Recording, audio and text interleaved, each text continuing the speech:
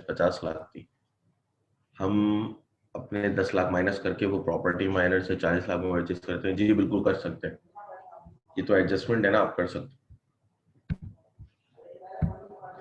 देखिए natural obligation समझा दें। नेचुरल ऑब्लिगेशन जो है,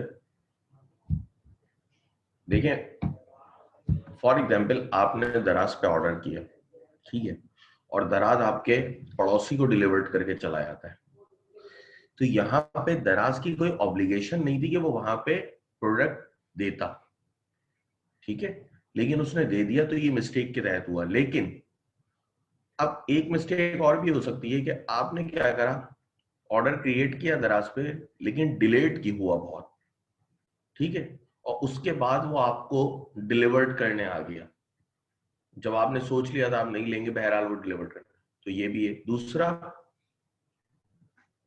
आपने किसी से कर्ज लिया था, ठीक है, वो टाइम बार्ड हो गया, लेकिन जब आपने कर्ज लिया था ना, तो इसका मतलब है उस पे आप पे ऑब्लिगेशन थी कि आपने उसको पे करना था, ठीक है, लेकिन जब आपके पड़ोसी ने ऑर्डर किया था ना दराज पे प्रोडक्ट, तो वहां पे उस पर कोई ऑब्लिगेशन नहीं थी दराज पे कि उसने उसको डिलीवर्ड करना है, उसकी डिलीवरी आपकी तरफ थी, वो बाय मिस्टेकनली हो गई उधर।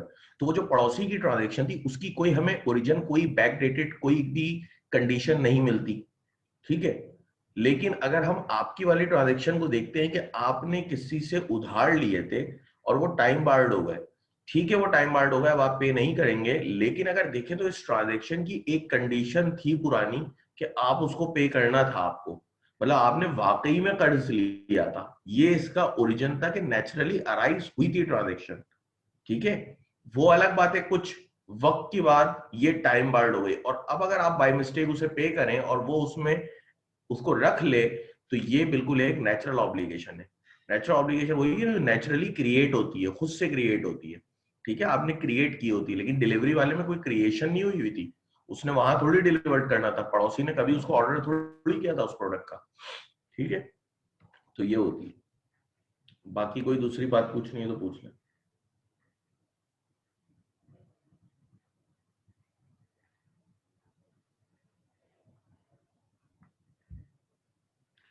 सर अगर हमने कैपेबल पर्सन को नेसेसरी प्रोवाइड की, जैसे हस्बैंड लायबल था नेसेसरी सप्लाई करने के लिए, उसकी जगह हमने प्रोवाइड कर दी और हस्बैंड के पास कोई प्रॉपर्टी भी नहीं है, तो वो भी माइनर की तरह पर्सनली लायबल नहीं होगा, हमें कोई कंपनसेशन नहीं मिलेगा। जी बिल्कुल नहीं मिलेगा।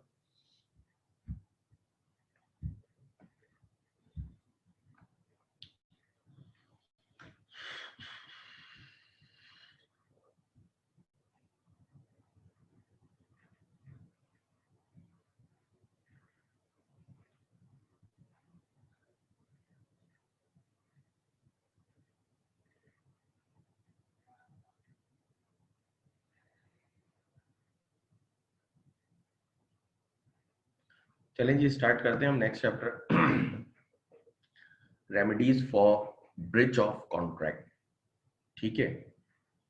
जब भी ब्रिच ऑफ कॉन्ट्रैक्ट होगा तो उसकी क्या क्या रेमेडी होंगी,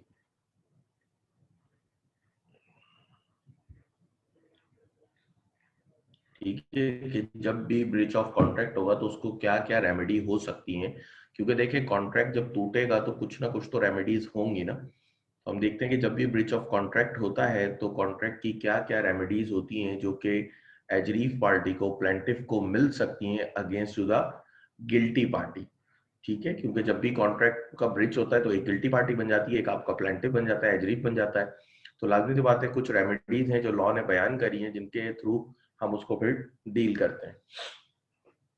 Whenever there is a breach of contract, the injured party becomes entitled to any one or more of the following remedies against the guilty party. लेकिन ये बात भी यहाँ बता दी गई कि इनमें से कोई एक भी हो सकती है, एक से ज्यादा भी मिल सकती है, ठीक है, किसी भी कॉन्ट्रैक्ट के ब्रिज पे। जब आप कॉन्ट्रैक्ट ब्रिज के जरिए डिस्चार्ज करेंगे तो लाजमी सी बात है कॉन्ट्रैक्ट तो डिस्चार्ज हो जाएगा, लेकिन क्योंकि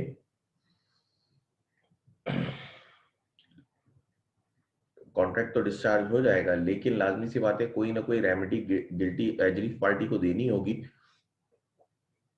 इसीलिए हमारे पास लॉ ने मुख्तलिफ तरह की रेमेडी बयान करी है, 5 तरह की, जैसे कि rescission of the contract, suit for damages, suit upon quantum Marriott, suit for specific performance of the contract, suit for an injection. तो आसान सही चैप्टर है ये भी। हम बात कर लेते हैं रेसिशन ऑफ द कॉन्ट्रैक्ट। ठीक है, रेसिशन के मायने आपको पता है, कैंसिलेशन। ठीक है, रेसिड करना मतलब कॉन्ट्रैक्ट को कैंसिल करना। अब कहते हैं when there is a party breach of a contract by one party. ठीक है, when there is a breach of contract by one party, the other party may rescind the contract and need not to perform his part of obligation under the contract, and he may sit quietly at home if he decide not to take any legal action against the guilty party. But in case the aggrieved party intends to sue the guilty party for damages for breach of contract, he has rescission of the contract. When the court grants rescission, the aggrieved party is free from all his obligation under the contract and becomes entitled to compensation for any damage which he has sustained through the non-fulfillment of the contract. कह रहे हैं कि जनाब, अगर सबसे पहली remedy तो होती है रिसिशन ऑफ द कॉन्ट्रैक्ट। जब भी कॉन्ट्रैक्ट का ब्रेच हो तो सबसे पहले तो रिसिशन ऑफ द कॉन्ट्रैक्ट है कि आप कॉन्ट्रैक्ट कैंसिल हो जाए। किस तरह से? देखिए, एक तो तरीका है, आपसे मिस्टर ए ने वादा करा कि मैं आपको 100 बैग्स ऑफ शुगर डिलीवर्ड करूंगा। कब? 12 जनवरी को 100 बैग्स ऑफ शुगर डिलीवर्ड करूंगा। अगर 12 जनवरी को वो आपको 100 बैग्स ऑफ शुगर डिलीवर्ड नहीं करते तो आपको प्राइस पे करने की जरूरत नहीं है। आप चाहें तो खामोशी से बैठ जाएं घर पे। अब आपको अपने हिस्से का कॉन्ट्रैक्ट परफॉर्म करने की भी जरूरत नहीं है। लेकिन अगर आप इसको लीगल एक्शन लेना चाह रहे हैं कोई इसके खिलाफ, तो सबसे पहले आपको लीगल एक्शन क्या होगा कि लाजमी सी बात है, डैमेज क्लेम करेंगे आप। ठीक है, सबसे पहले यही होगा ना कि आप डैमेज क्लेम करेंगे। सजा तो नहीं होगी, उसको डैमेज ही क्लेम होगा। तो इसमें सबसे पहले आपने क्या करना पड़ेगा? सबसे पहले आपने रिसिशन ऑफ द कॉन्ट्रैक्ट का सूट फाइल करना पड़ेगा कि मैं ये कॉन्ट्रैक्ट कैंसिल करना चाहता हूं क्योंकि इन साहब ने टाइम पे परफॉर्म नहीं किया। तो सबसे पहले तो आप रिसिशन ऑफ द कॉन्ट्रैक्ट का सूट जो है वो फाइल करेंगे। ठीक है जी। अच्छा जी, जब रिसिशन ऑफ द कॉन्ट्रैक्ट का सूट आप फाइल करेंगे और अगर आपको रिसिशन ग्रांट हो जाए, फिर आप उस पर डैमेजेस क्लेम का सूट फाइल करेंगे। बाकी जो भी सूट होगा वो आपका फाइल करेंगे जब आपको court rescission of the contract grant कर देगा। ठीक है, तो दो बातें हैं, या तो आप क्या करें, अपने हिस्से की परफॉर्मेंस नहीं करें, खामोशी से घर में बैठे रहें, उसने परफॉर्म नहीं करा, आप भी नहीं कर रहे। दूसरा, अगर आप लीगल एक्शन लेना चाह रहे हैं तो ठीक है, फिर पहले रिसिशन का सूट फाइल करें और उसके बाद फिर आप डैमेजेस क्लेम का सूट फाइल करें। ठीक है, तो ये बात वाज़ेह है कि जब भी आपने डैमेज क्लेम करना है, सबसे पहले आपने रिसिशन का सूट फाइल करना है। नेक्स्ट रेमेडी है suit for damages.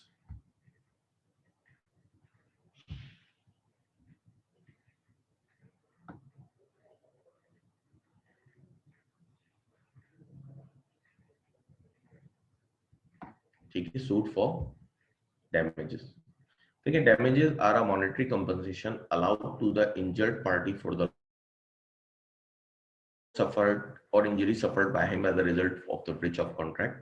The fundamental principle underlying damages is not punishment but compensation. देखिए, आसान सी बात है कि damages जो है ना, ये एक monetary compensation होता है। ठीक है, damages क्या है? ये एक monetary compensation है। ये कोई सजा नहीं है, पनिशमेंट नहीं है, ये एक मॉनेटरी कंपनसेशन। पनिशमेंट ये होती है कि आपको जेल में डाल दें, ये करें वो करें, ठीक है, ये सारी पनिशमेंट नहीं। ये क्या है? एक मॉनेटरी कंपनसेशन है जो कि कोर्ट इसलिए अवॉर्ड करता है, लॉ इसलिए अवॉर्ड करता है, क्यों? ताकि इंजर्ड पार्टी को उस पोजीशन में लाना चाहे जिस पोजीशन में वो होती अगर ये कॉन्ट्रैक्ट का ब्रिज ना हुआ होता। ठीक है, वो उसको सेम पोजीशन में वापस ले आते हैं ताकि वो उसी पोजीशन में आ जाए जिसमें वो कॉन्ट्रैक्ट परफॉर्म नहीं हुआ होता तो आ जाती, मतलब उसको किसी भी किस्म का कोई नुकसान ना हो। तो ऐसी सूरत में कोर्ट एक मॉनेटरी कंपनसेशन ग्रांट करा देता है जिसको हम कहते हैं डैमेजेस। ठीक है, अब आगे पढ़ते हैं। यही बात लिखिए, by awarding damages the court aims to put the injured party into the position in which he would have been and their win performance and not breach and not to punish the defaulter party. As a general rule, compensation must be commensurate with the injury or loss sustained arising naturally from the breach. If loss is not proved, no damages will be awarded. ठीक है जी, कि general rule क्या है कि हम उसी position में लाते हैं जिस पोजीशन में पार्टी होती अगर कॉन्ट्रैक्ट परफॉर्म किया जाता, और अगर कोई लॉस आपको नहीं हुआ तो कोई भी डैमेज आपको अवॉर्ड नहीं किया जाएगा। सर, इंजर्ड पार्टी को कोई डैमेज ना हो तो वो पे नहीं करेगा। बिल्कुल, अगर कोई लॉस नहीं हुआ तो वो पे नहीं करेगा। ठीक है, अच्छा जी, असेसमेंट ऑफ डैमेजेस। अब देखें डैमेजेस की कैलकुलेशन या उसकी असेसमेंट में हम क्या क्या पॉइंट्स कंसीडर करते हैं वो देखते हैं।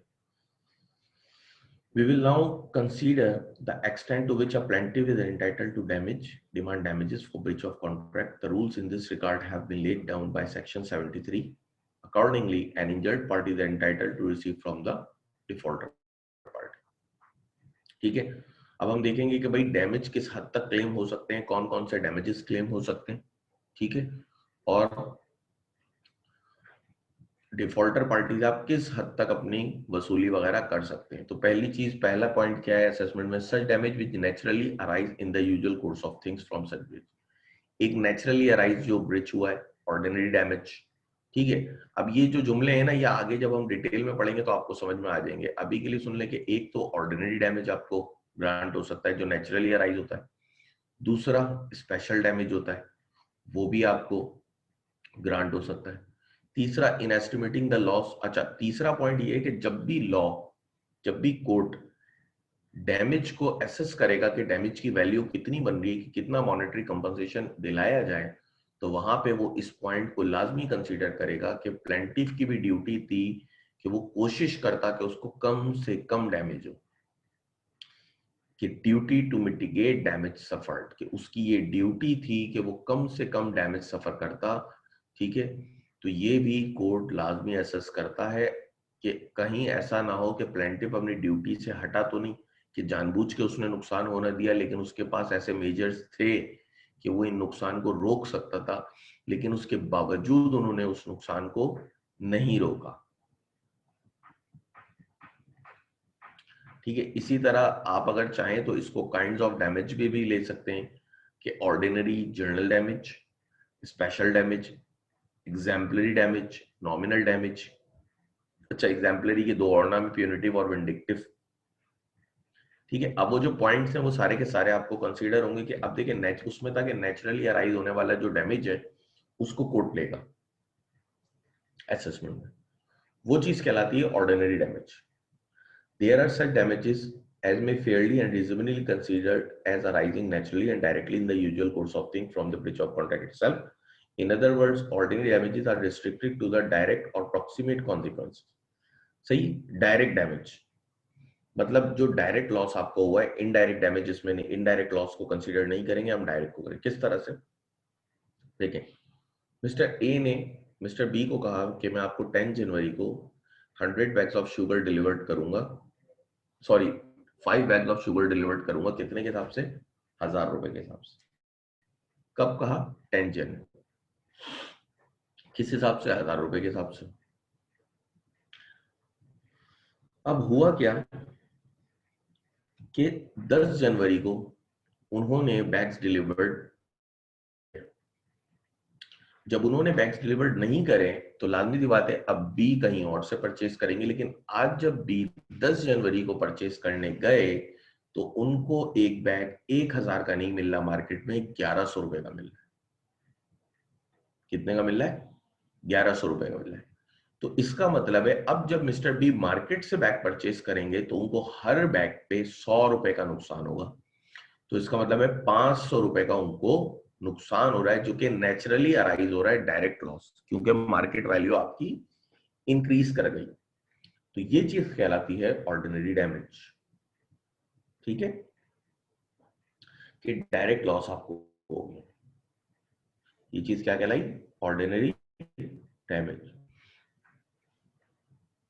इसके बाद हम देखते हैं अपना मजीद। अच्छा, यही बात अगर देखें तो यहां पे भी लिखी हुई थी कि such damages which naturally arose in the usual course of things from such breach। ठीक है, कह रहे हैं कि भाई जो भी डैमेज जो नेचुरली अराइज हो, नेचुरली अराइज कौन सा होता है? Ordinary damage. किस तरह से? एक मिनट, एक सवाल का मुझे।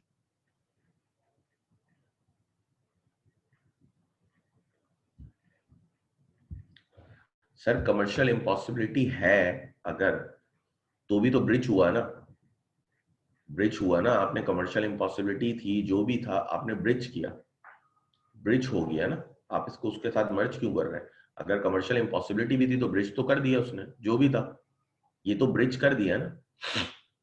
जरूरी थोड़ी है वो कमर्शियल इम्पॉसिबिलिटी की वजह से उसने डिलीवर्ड ना करे, उसने किसी भी वजह से डिलीवर्ड ना करे, उसके पास तो पुराना स्टॉक रखा हुआ, वो तब भी डिलीवर्ड ना कर रहा हो। सर पुराने उसमें किस में आएगा वो आप देखें, ये सारी चीजें हो चुकी हैं कि मां साहब मैं आपसे बात कर रहा हूँ, ये सारी चीजें हो चुकी हैं कि वो कमर्शियल इम्पॉसिबिलिटी था, वो डिफिकल्टी परफॉर्मेंस था, जो भी चीज थी, ये सारी बातें हो चुकी हैं। उसके बाद ब्रिज हुआ है। अब हम पढ़ रहे हैं ब्रिज के बाद वाली चीज कि ब्रिज हो गया है। ठीक है, अब पुराने केस में कहाँ आएगा वो आप खुद अपने हिसाब से देख लें, क्योंकि वो चीज आपको पढ़ा दी गई है। ठीक है, अब हम देखेंगे ब्रिज के बाद क्या होना है।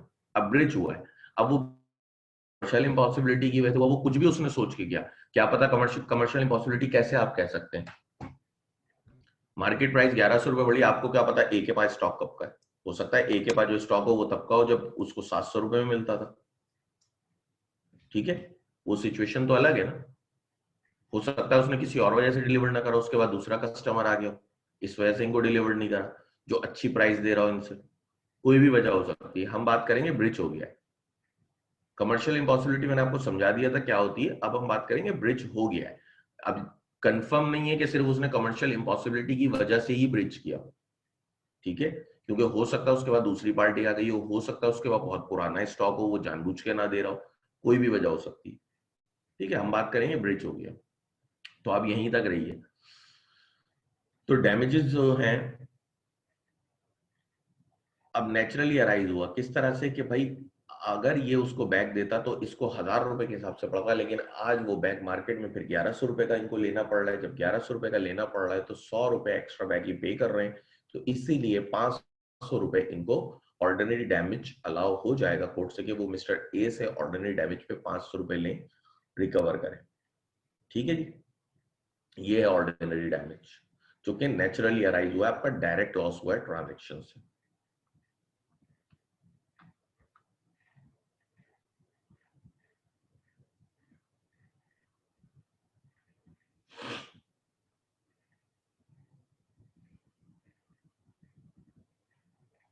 अब आ जाए आप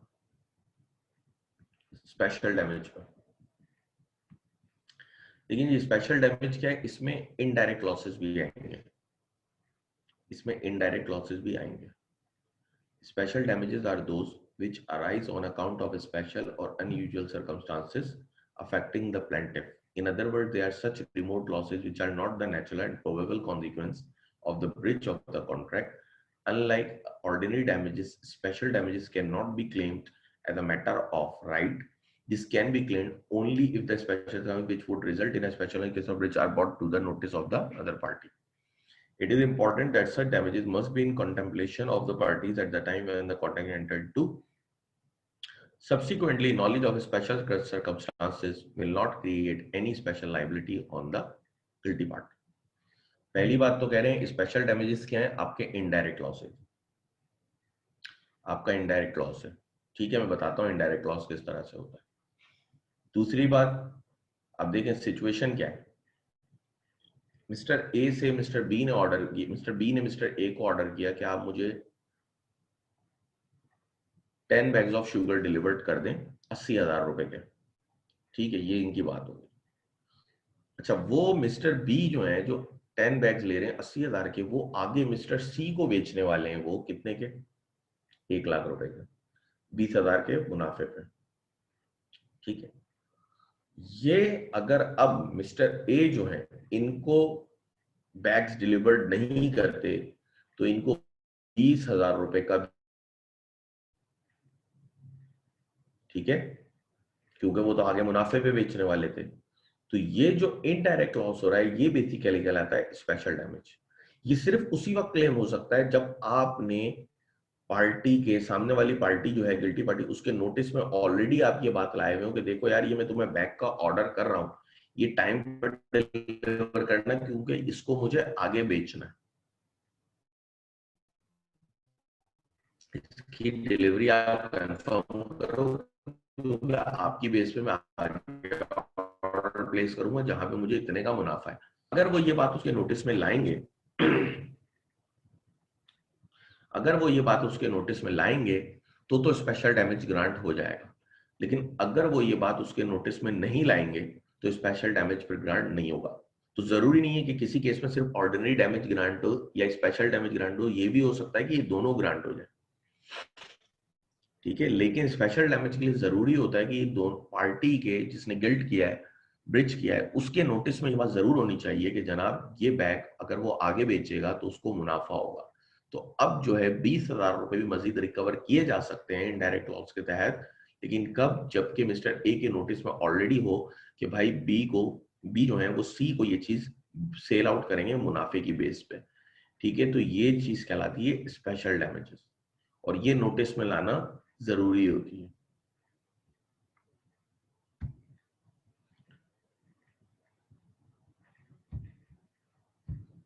ठीक है जी।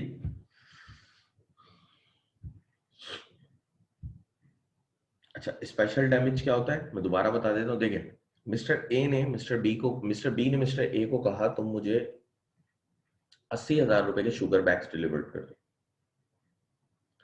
और उन्हें ये बताया, और मिस्टर बी ने सी से कॉन्ट्रैक्ट किया कि मैं आपको वो बैग 1 लाख, लेकिन उन्होंने ये बात अगर ए को बता दी थी कि देखो जब तुम बैग डिलीवर्ड करोगे तो वो मैं आगे मुनाफे में बेचूंगा, ठीक है। ये उसके नोटिस में ले आए थे कि अगर तुमने बैग डिलीवर्ड नहीं करे तो मुझे आगे से मिलने वाले मुनाफे का भी नुकसान होगा, ठीक है। तो ये चीज कहलाती है स्पेशल डैमेजेस, कि फिर इनडायरेक्ट लॉस को भी रिकवर करा दिया जाता है अगर नोटिस में था, और इनडायरेक्ट लॉस जब रिकवर होता है तो हम उसको कहते हैं कि वो स्पेशल डैमेजेस ग्रांट हुए हैं आपको, कह रहे कि वो आपको स्पेशल डैमेजेस ग्रांट हुए हैं। तो इस ट्रांजेक्शन में भी यही है कि आपको क्या है 20,000 रुपए का स्पेशल डैमेज था वो ग्रांट हुआ है, लेकिन जरूरी क्या है कि ए के नोटिस में ऑलरेडी ये बात हो। ऐसा ना हो कि बाद में आप कुछ सब्सिक्वेंटली स्पेशल सर्कमस्टांसेस क्रिएट करें कि सब्सिक्वेंटली आपको ऑर्डर मिल रहा है, नहीं। कॉन्ट्रैक्ट बनते वक्त ही जब आपने उसको ऑर्डर किया था उस वक्त ही ए के नोटिस में ये बात होनी चाहिए थी कि भाई अगर मैंने ये ट्रांजेक्शन कंप्लीट नहीं करी तो बी को भी आगे मुनाफे का नुकसान होगा। अगर उसकी नॉलेज में ये बात थी तो स्पेशल डैमेज ग्रांट होगा। अच्छा, ये भी जरूरी नहीं है कि सिर्फ स्पेशल डैमेज या ऑर्डिनरी एक वक्त में एक ही ग्रांट हो, ठीक है। ये दोनों भी एक साथ ग्रांट हो सकते हैं, लेकिन बात वही है, स्पेशल के लिए, इनडायरेक्ट लॉसेस के लिए जरूरी है कि गिल्टी पार्टी के नोटिस में हो ये बात।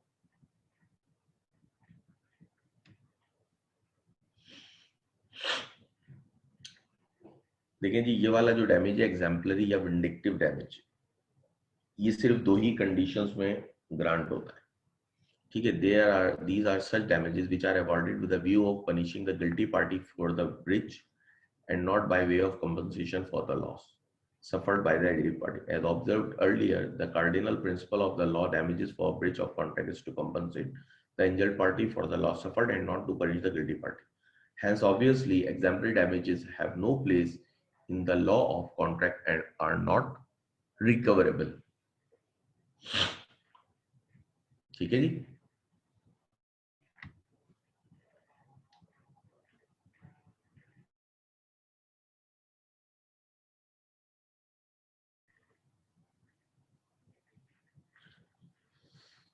एग्जाम्पलरी डैमेजेस बेसिकली दो ही सूरत हाल में दिया जाता है, ठीक है।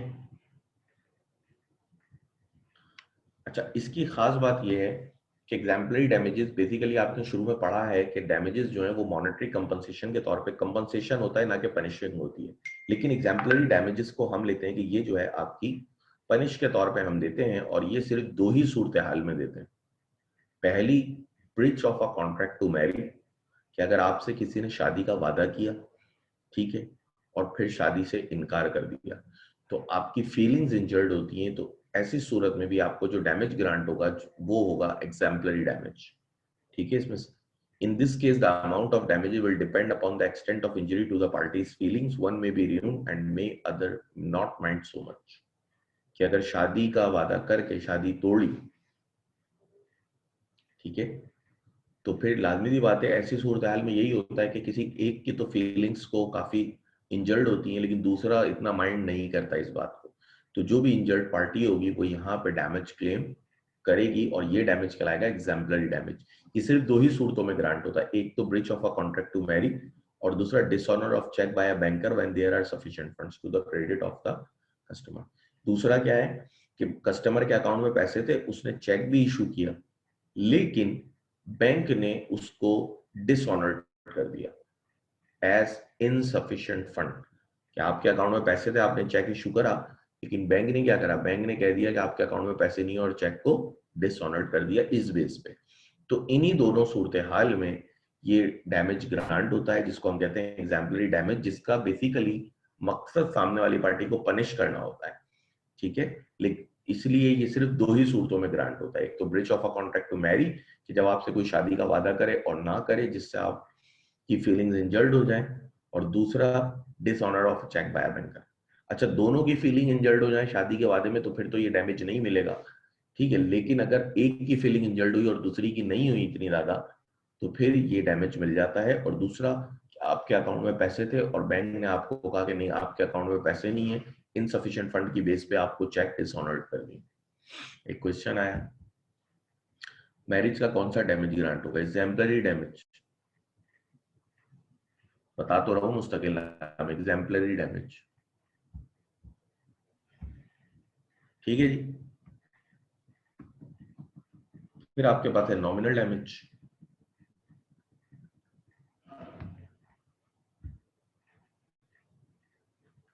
चेक डिसऑनर होना, आपके अकाउंट में पैसे थे, ठीक है, चेक को डिसऑनर्ड करना कहते हैं कि आपके अकाउंट में पैसे थे लेकिन बैंक ने कह दिया कि नहीं। देखिए, पहली बात तो चेक डिसऑनर होने का हरगिज मतलब ये नहीं होता कि सिर्फ अकाउंट में पैसे ना हो इसीलिए। चेक कैश हो जाना, क्लियर हो जाना, इसका मतलब होता है चेक ऑनर हो गया, चेक में क्लियर नहीं हुआ। लेकिन डिसऑनर के मुख्तलिफ वजूहत हो सकती हैं, कभी कभी साइन डिफरेंस होता है, कभी डेट का मसला होता है, कोई भी चीज हो सकती है।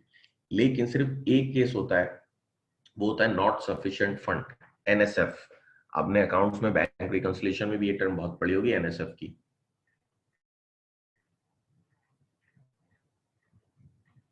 ठीक, बहुत ज्यादा आपने ये टर्म पढ़ी हुई होगी। तो नॉर्मली ये होता है कि जब आप किसी को चेक दें, बैंक उसको क्लियर करता है, लेकिन आपके अकाउंट में पैसे भी होने चाहिए। ठीक है, ये बात है।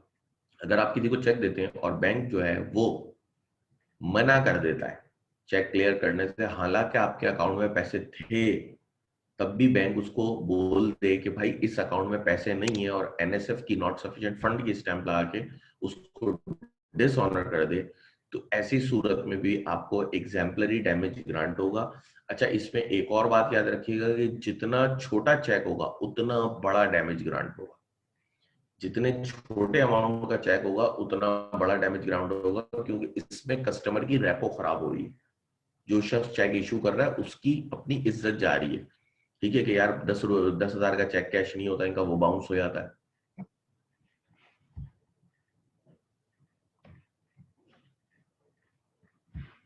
ठीक है, तो जितना छोटा चेक होगा उतना बड़ा डैमेज ग्रांट होगा, क्योंकि जितना छोटा चेक होगा ना उतनी ज्यादा आपकी इंसल्ट होगी। अगर कहा जाए फॉर एग्जाम्पल, आप देखें, अगर मैं आपको 1 करोड़ का चेक इशू करता हूँ और बैंक कहता है इनके अकाउंट में 1 करोड़ रुपए नहीं है, तो इसमें इतनी इंसल्ट नहीं हो रही मेरी।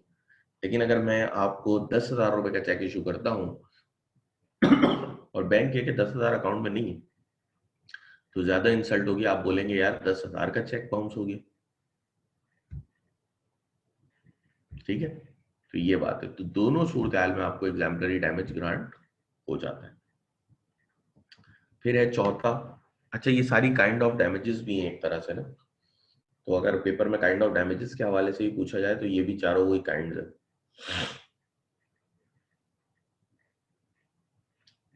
लेकिन ये nominal damages are those which are awarded only for the name sake. These are neither awarded by way of compensation to the aggrieved party nor by way of punishment to the Guilty party. These are awarded to establish the right to decree for the breach of contract when the injured party has not actually suffered any real damage and consists of a very small sum of money, say a rupee or two. For example, we are in a contract of sale of goods. If the contract price and the market price is almost the same at the date of breach of the contract, then the aggrieved party is entitled only to nominal damage. लेकिन इन nominal damages दर हकीकत एक नाम के damages होते हैं, बहुत smaller amount grant कर देते हैं। उसकी वजह क्या होती है? वजह ये होती है कि अगर ऐसा ना करें तो लोग को में एक प्रैक्टिस हो जाएगी कि वो कॉन्ट्रैक्ट को तोड़ना शुरू कर देंगे, और ये गारंटी तब होता है जब सामने वाली पार्टी को कोई नुकसान ना हो। जैसे कि मैं आपको बताता हूँ, देखिए मिस्टर बी ने मिस्टर ए को ऑर्डर करा 5 बैग्स ऑफ शुगर का।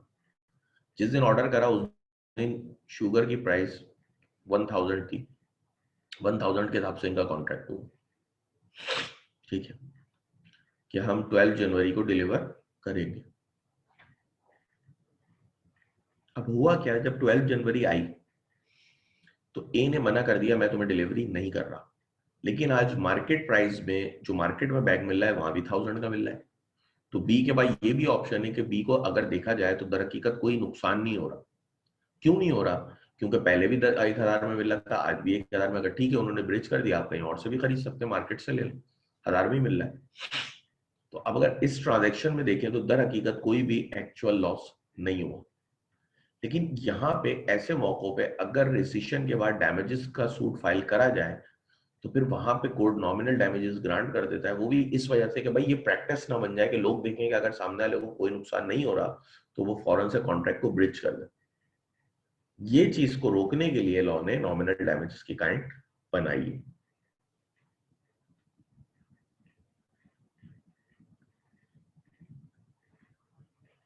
नेक्स्ट है हमारा duty to mitigate damage suffered.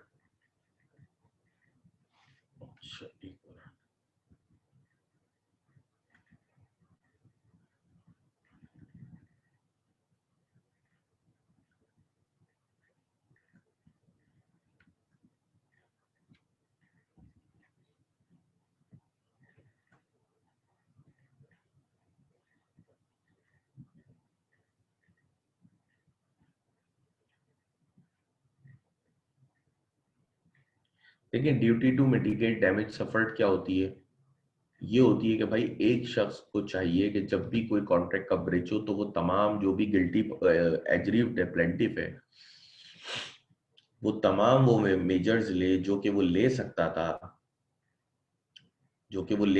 अपने आप को नुकसान से बचाने के लिए। उसको वही सोचना है जो कि सामने वाली पार्टी को भी कम से कम नुकसान हो। ठीक है, मतलब उसको वही सोचना है जो वो अपने लिए सोचता। वो ये नहीं सोचेगा कि ठीक है यार डैमेज करेगा ना मैं डैमेज क्लेम कर लूँ, वो ब्रिज करेगा ना मैं डैमेज क्लेम कर लूंगा। नहीं, वो लॉस को बढ़ने नहीं देगा। उसकी ये ड्यूटी है कि वो उसको मिनिमम करे। ठीक है, वो उसको मिनिमम करे। जैसे कि हमारी एग्जाम्पल में हमने जो बात करी थी इनडायरेक्ट लॉसेस की, कि ए बी ने ए को ऑर्डर दिया कि 80,000 रुपए बैग दे दो, और आगे जाके वो बैग वो सी को सेल आउट कर रहे थे, जिसकी डिलीवरी ना करने की वजह से उनको सी को जो 20,000 का नुकसान हुआ। ठीक है, लेकिन अगर इस केस में देखें, अगर ये चीज एक मुमकिन थी कि बी उस वक्त मार्केट से भी उठा के बैग सी को डिलीवर कर सकते थे, तो ये बेसिकली उनकी ड्यूटी थी कि उनको इसको फॉलो करना था कि भाई आप जो है हर हालत में वो मेजर्स लेते, वो फॉलो करते कि वो सी को मार्केट से उठा के दे देते ताकि लॉस 20,000 का ना होता। ठीक है, ये उनकी ड्यूटी थी। वो ये नहीं सोचे कभी भी कि भाई कोई मसला नहीं, सी से लॉस हो रहा है ना, हम तो रिकवर कर लेंगे स्पेशल डैमेज के नाम पे। नहीं, ये ड्यूटी है कि आप तमाम रीजनेबल मेजर्स लें अगले को लॉस से वैसे ही बचाने के लिए जैसे कि आप खुद को बचाते हैं। ठीक है, अच्छा, इसमें जो onus of burden of proof आता है वो किसके ऊपर आता है? वो आता है गिल्टी पार्टी के ऊपर। कि गिल्टी पार्टी ये बताएगी कि भाई ये शख्स लॉस को कम कर सकता था अगर ये मेजर्स लेता। जैसे कि अगर 20,000 की हम बात करें तो वो कहता कि भाई ये लॉस को कम कर सकता था कि ये डी से परचेज करके भी दे सकता था, लेकिन इन्होंने ये मेजर नहीं लिया। ये प्रूफ करेगी गिल्टी पार्टी। तो duty to mitigate damage suffered यही होता है कि लॉस को मिनिमम रखा जाए और वो तमाम मेजर्स लिए जाए जो कि आप अपने लिए लेते अगर आपको लॉस हो रहा होगा।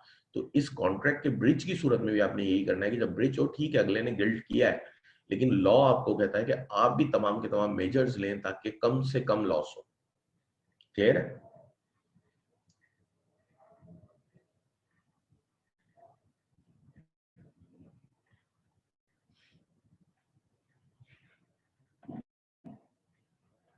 अच्छा, नेक्स्ट है आपके पास लिक्विडिटी डैमेजेस या पेनल्टी। ठीक है, लिक्विडिटी डैमेज या पेनल्टी। ठीक है, पहले तो इन दो वर्ड का मतलब समझें, इनमें फर्क है माइनर सा। अक्सर जगह भी ये एक ही जगह यूज हो जाते हैं, एक ही सेंस में यूज हो रहे होते हैं, लेकिन इनमें माइनर सा फर्क है।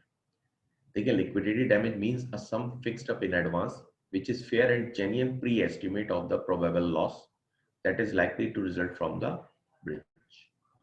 बेसिकली ये होता क्या है, पहले तो ये समझ लें, लिक्विडिटी डैमेज भी एक पेनल्टी की तरह ही होता है, लेकिन हल्का सा डिफरेंस होता है। पार्टीज क्या करती हैं, अपना अमाउंट फिक्स कर लेती हैं कॉन्ट्रैक्ट में कि अगर हम में से किसी ने भी कॉन्ट्रैक्ट तोड़ा तो फॉर एग्जाम्पल वो सामने वाले को 1 लाख रुपए देगा एज अ कॉम्पनसेशन। ये चीज कहलाती है कि आपने लिक्विडिटी डैमेजेस या पेनल्टी को फिक्स आउट कर लिया। अब इनमें डिफरेंशिएट करना बड़ा जरूरी है कि वो पेनल्टी है कि लिक्विडिटी डैमेज है, क्योंकि आपको देखने में एक ही लगेंगे दोनों। फर्क ये है कि लिक्विडिटी डैमेज जो होते हैं ना, वो बेसिकली एस्टिमेटेड होते हैं। आपने एस्टिमेशन करी होती है, कैलकुलेशन की होती है, और आपने ये निकाला होता है ये वैल्यू कि अगर हम ये कॉन्ट्रैक्ट परफॉर्म नहीं करेंगे तो हम लोगों को इतना नुकसान होगा, तुम्हें या मुझे, जिसको भी, एटलीस्ट इतना नुकसान तो होगा ही होगा। क्या है? प्री एस्टिमेशन है, एक कैलकुलेशन है।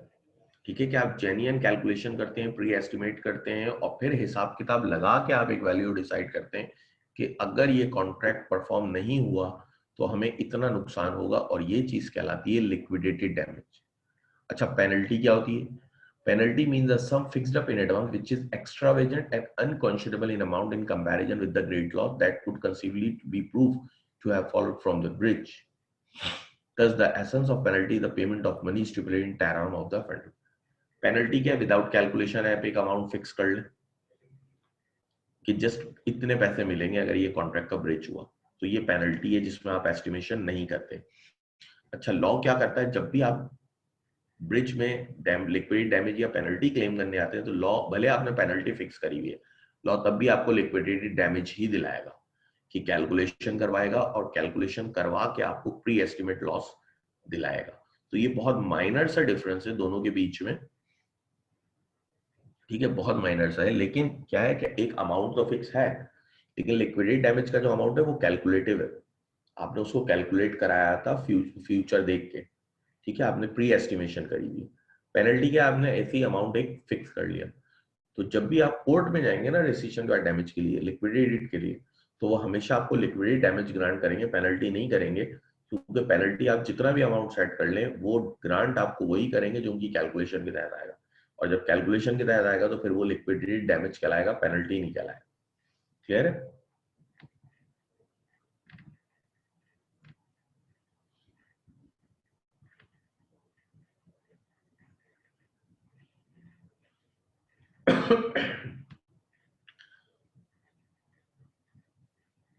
अच्छा जी।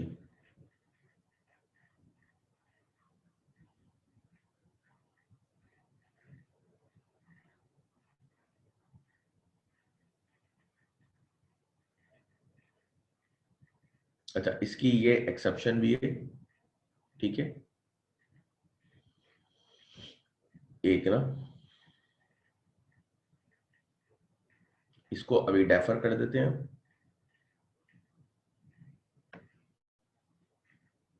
ये देख लें, stipulation regarding the payment of interest को। The explanation added to section 74 states, क्योंकि अभी मैं इसलिए उसको रेफर करा रहा हूँ क्योंकि अभी आप जाके थोड़ा इस चैप्टर को पढ़िएगा और फिर कल मैं आपको एक्सेप्शन को डिस्कस करा दूंगा। The explanation added to section 74 states a stipulation of increased interest from the date of default may be a stipulation by way of penalty. It implies that such a stipulation may be considered a penalty clause and disallowed by the court if the enhanced rate is exorbitant. देखिए वो क्या कह रहे हैं, वो कह रहे हैं कि अगर आप एक बहुत ज्यादा रेट अलाउ करते हैं। देखिए, एक तो होता है नॉर्मल इंटरेस्ट रेट, आपने किसी को लोन प्रोवाइड करा और आपने कहा यार 3 साल के लिए लोन है और 3 साल बाद तुम मुझे रिटर्न दोगे ये लोन और 10% इंटरेस्ट में सालाना लूंगा, ये तो एक नॉर्मल इंटरेस्ट है। लेकिन अगर आप कॉन्ट्रैक्ट इस तरह का कर लें कि आप कहें कि जी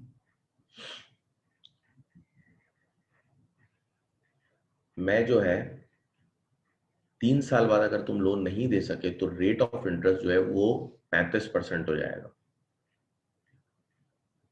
या 50% हो जाएगा, ठीक है। अगर 3 साल के अंदर तुम लोन नहीं दे पाए तो इंटरेस्ट रेट इंक्रीज करके 10% से 50% कर दूंगा, ठीक है। तो लॉ इस तरह के इंटरेस्ट रेट को जो एग्जॉर्बिटेंट हो, जरूरत से ज्यादा हो, इनको भी पेनल्टी कंसीडर करता है और डिसअलाउ कर देता है कोर्ट के, नहीं इतना आप इंटरेस्ट किसी से नहीं ले सकते, जो भी रिजनेबल रेट होगा लॉ आपको वो ग्रांट करवाएगा। कोई बात आ गई वो पेनल्टी की जगह आपको लिक्विडेट पे ले आएगा कि आप इस तरह का इंटरेस्ट रेट भी नहीं ले सकते किसी से,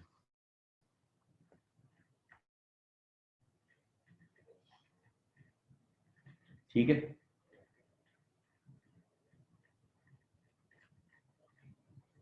अच्छा, इसमें मजीद है, the rule must also be noted in connection in with the payment of interest. कौन कौन से रूल्स हैं इंटरेस्ट से लिंक, ये भी पढ़ लेते हैं। अगर इंटरेस्ट की स्टिपुलेशन है, पहला, unless the party have made a stipulation for the payment of interest or there is a usage to that effect, interest cannot be legally as damages generally speaking। कह रहे हैं कि जब तक पार्टीज ने कॉन्ट्रैक्ट के भाई ये एग्री ना किया हो इंटरेस्ट की स्टिपुलेशन से, या उस ट्रांजेक्शन का कस्टम ना हो कि उस पर इंटरेस्ट हमेशा होता हो, तो तब तक कोई भी शख्स इंटरेस्ट रिकवर नहीं कर सकता। इसका मतलब है जब आप कॉन्ट्रैक्ट बनाएंगे तो वहां पे इंटरेस्ट डिसाइड होना जरूरी है। अचानक से कोई भी शख्स इंटरेस्ट कंसीडर रिकवर नहीं कर सकता, जरूरी है कि ये डिसाइड हुआ हुआ, ठीक है जनाब। Next, where a contract provides that the amount should be paid without interest by a particular date and on default it will be payable with interest, such a stipulation may be allowed if the interest is reasonable। ठीक है जी। कहते हैं कि जनाब अगर stipulation इस तरह की डली हुई थी कि अमाउंट अगर 3 साल के अंदर अंदर दिया तो विदाउट इंटरेस्ट, लेकिन अगर तुम 3 साल बाद दोगे तो फिर सूद समेत, सूद के साथ दोगे, इंटरेस्ट के साथ दोगे, तो ये कोर्ट अलाउ कर देता है। लेकिन इंटरेस्ट का परसेंटेज एक रीजनेबल होना चाहिए। अगर आपने एग्जॉर्बिटेंट रखा है, बहुत ज्यादा रखा है, तो कोर्ट वहां पे इंटरेस्ट रेट को कम कर देगा, रिलीफ दे देगा, ठीक है। Payment of compound interest on default is allowed. Compound interest क्या होता है? देखें जी, एक तो होता है सिंपल इंटरेस्ट कि 100 रुपए हैं, हर साल उस पर 10% इंटरेस्ट लग रहा है, तो हर साल इंटरेस्ट कितना बन रहा है? 10 रुपए। एक होता है कंपाउंड इंटरेस्ट, ये क्या होता है? पहला साल था, 100 रुपए थे, आपने 10% इंटरेस्ट लगाया, कितना बन रहे? आपके पास 10 रुपए ही इंटरेस्ट आ गया। दूसरा साल आएगा तो आप 100 रुपए पे 10% नहीं लगाएंगे, आप 110 रुपए पे 10% लगाएंगे। ये बेसिकली हो जाएगा कंपाउंड इंटरेस्ट, ठीक है। कितने पे लगाया आपने? 110 रुपए पे। तीसरा साल आएगा तो आप 121 रुपए पे लगाएंगे। मतलब हो क्या रहा है? कंपाउंडिंग हो रही है कि जो भी आपका इंटरेस्ट आ रहा है उसको भी आप प्रिंसिपल में ऐड करके कंपाउंडिंग करते जा रहे हैं। तो ये भी लॉ ने अलाउ किया हुआ है। लेकिन इसमें भी बात वही है कि आपने रेट आपका रीजनेबल होना चाहिए। अगर आपका रेट रीजनेबल नहीं है तो फिर सीधी सी बात है, आप इसको, कोर्ट जो है वो रिलीफ ग्रांट कर देगा, उसको कम कर देगा इंटरेस्ट रेट, ठीक है। तो पहली बात तो ये हो गई। एक मिनट सवाल देख लेते हैं सर, पॉइंट ए दोबारा बता दें। देखिए, पहली बात तो ये होगी कि जब आप कॉन्ट्रैक्ट बनाएंगे तो उसी वक्त आपने इंटरेस्ट वगैरह डिसाइड करना है। अगर इंटरेस्ट का उसमें डला हुआ था तो ठीक है, आप इंटरेस्ट लेंगे। अगर इंटरेस्ट का क्लॉज नहीं डला हुआ था तो आप किसी पे भी इंटरेस्ट नहीं ले सकते। दूसरी बात, अगर एक पेमेंट पहले विदाउट इंटरेस्ट थी, बाद में विद इंटरेस्ट हो गई डिफॉल्ट के बाद, ठीक है, तो जो भी इंटरेस्ट रेट डिफॉल्ट के बाद वाला है वो भी आपने रीजनेबल रखना है। अगर आप बहुत ज्यादा रखेंगे तो कोर्ट उसमें भी रिलीफ ग्रांट कर देगा। तीसरी बात, कंपाउंडिंग ऑफ इंटरेस्ट अलाउ है, आप कंपाउंड इंटरेस्ट लगा सकते हैं, बशर्ते ये कि एक रीजनेबल रेट। ठीक है, कंपाउंड इंटरेस्ट समझ में नहीं आया?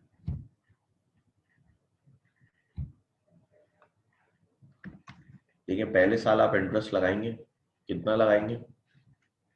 10%। ठीक है, अमाउंट आएगा आपके पास 10 रुपए। दूसरे साल आप इंटरेस्ट लगाएंगे 100 पे नहीं, आप लगाएंगे 110 पे। मैं चैट पे लिख भी रहा हूं ताकि आप लोग ये अच्छा समझ में आ जाए। अमाउंट आएगा आपके पास 111 रुपए, सॉरी सिर्फ 11 रुपए। तीसरे साल जब आप जाएंगे तो आप इंटरेस्ट लगाएंगे 121 पे, और अमाउंट आपके पास आएगा वही 10% रेट, लेकिन आपका अमाउंट आएगा कितना?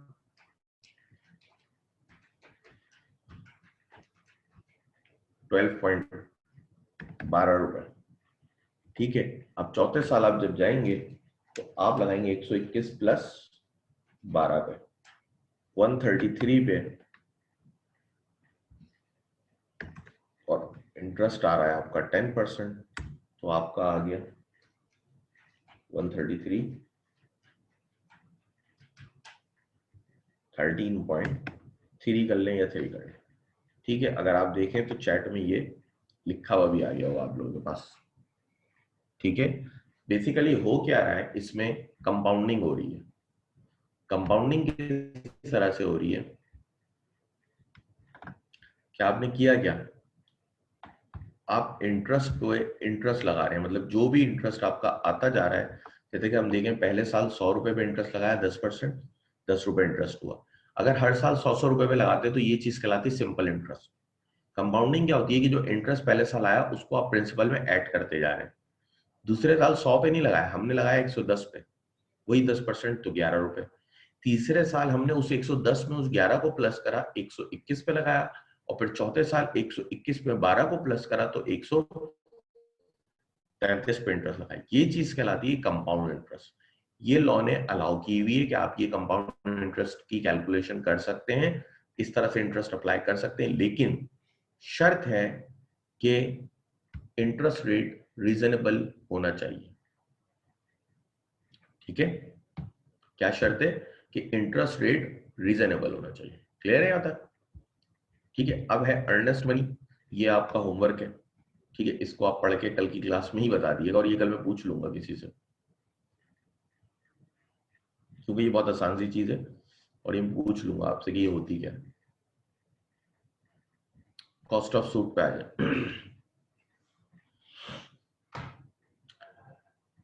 देखिए, जब भी कोई केस वगैरह आप कोर्ट में फाइल करते हैं तो उसकी एक कॉस्ट होती है। कभी भी कोई सूट फाइल करेंगे आप कोर्ट में, एक कॉस्ट होगी, आपने वकील करना होगा, डिफरेंट कोर्ट की फॉर्मेलिटीज होती हैं, वो आपने पूरी करनी होंगी, सारी चीजें आपने करनी होंगी, और ये तमाम होती है कॉस्ट ऑफ सूट।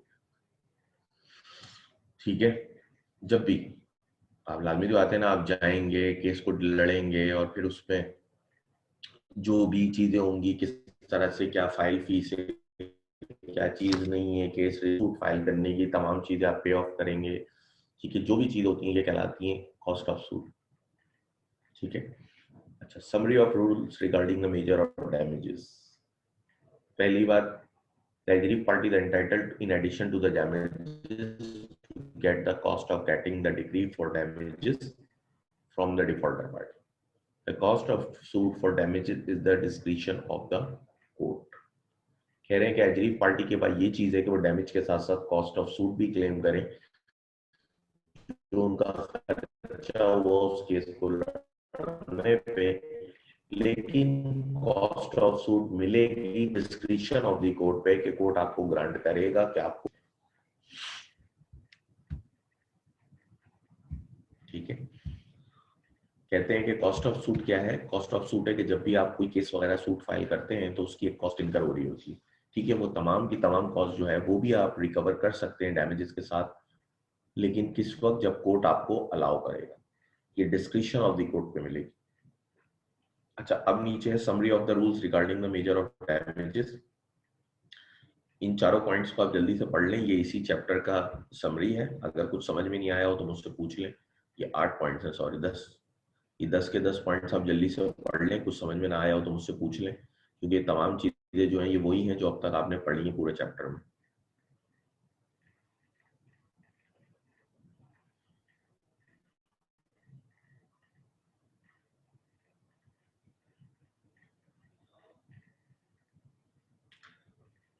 देखिए पहला रूल बहुत आसान से लिखा हुआ है, ये लिखा है डैमेजेस जो है वो कंपनसेशन है, ना कि पनिशमेंट है।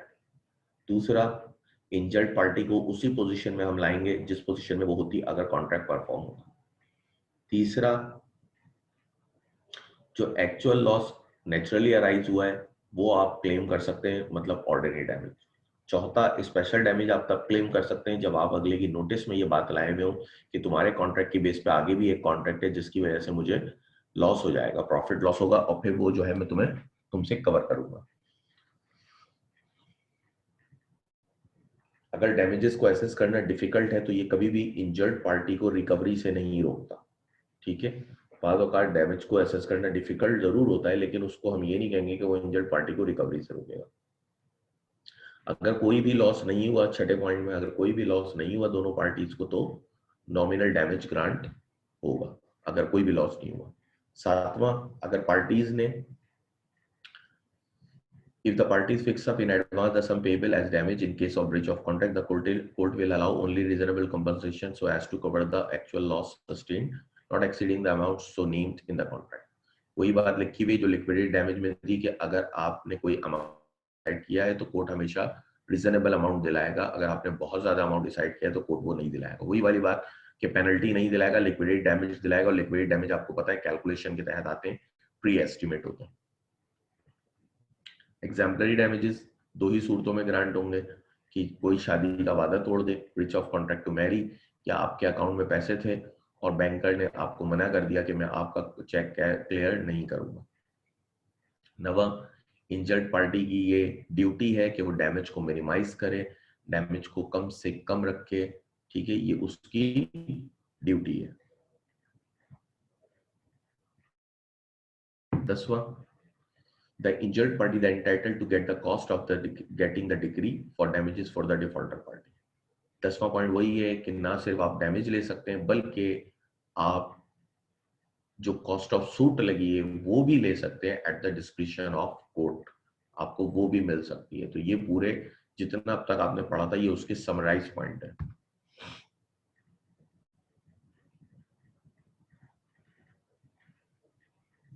देखिए जी, क्वांटम मेरियट क्या होता है, ये भी एक रेमेडी होती है। The third remedy for a breach of contract available to an injured party against the guilty party is to file a suit upon quantum merit. The phrase quantum merit literally means as much as is earned. जितना करा उतने पैसे ले लो, or in proportion to the work done. A right to sue upon quantum merit usually arises where after part performance of the contract by one party, there is a breach of contract or the contract is discovered void or becomes void. The remedy may be availed of either without claiming damages. ठीक है जी। Quantum Marriott क्या होता है, दर हकीकत quantum Marriott होता है जितना काम करा उतने पैसे ले लो। इस फेज के मायने यही है, as much as is earn, कि जितना काम किया उतने पैसे ले लो, ठीक है। कि अगर कोई कॉन्ट्रैक्ट पार्टली परफॉर्म हो गया तो आप उसकी पार्ट पे कॉन्ट्रैक्ट खत्म कर दें। फॉर एग्जाम्पल,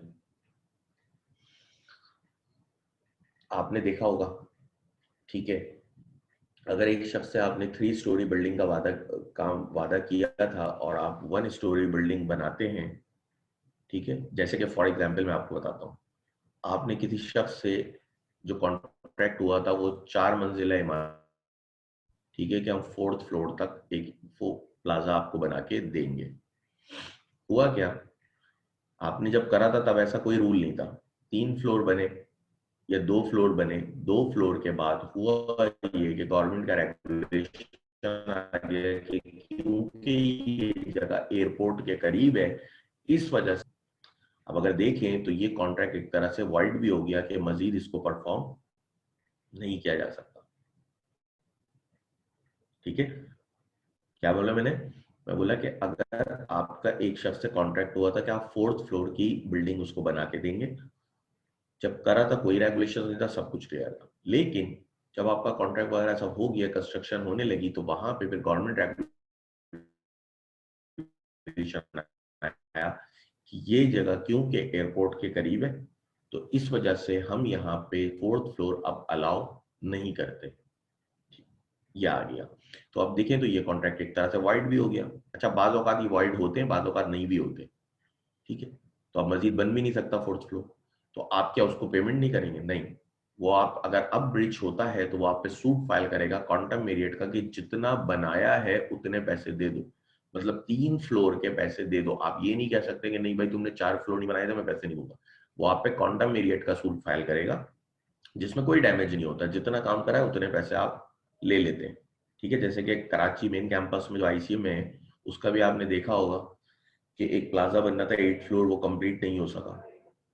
तो यहाँ पे भी यही है, जितना काम करा है उतने पैसे उन्होंने पे कर दिए, ठीक है। तो जितना काम करा उतने पैसे पे कर दो, ऐसा ही हुआ होगा कि जितना काम करा है उतने पैसे पे कर दिए होंगे, ठीक है। तो ये भी क्वांटम मेरियट होता है। बाद औकात इसमें वाइड होता है, बाद औकात नहीं होता, किसी और वजह से आगे काम नहीं हो रहा। एक शख्स से आपने 3 फ्लोर की बिल्डिंग का वो करा था, आपने 2 फ्लोर बनाए, उसके बाद आप नहीं बना सके, तो आपने कहा ठीक है 2 फ्लोर बनाए, उसके पैसे दे दो। तो ये होता है बेसिकली क्वांटम मेरियट कि जितना काम करा उतने पैसे दे दो।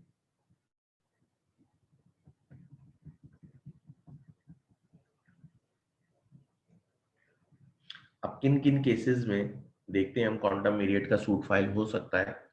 The aggrieved party may file a suit upon quantum merit and may claim payment in proportion to work done or goods supplied in the following cases. पहला, where work has been done in pursuance of a contract which has been discharged by default of the defendant, ठीक है। देखिए क्या कहते हैं ये,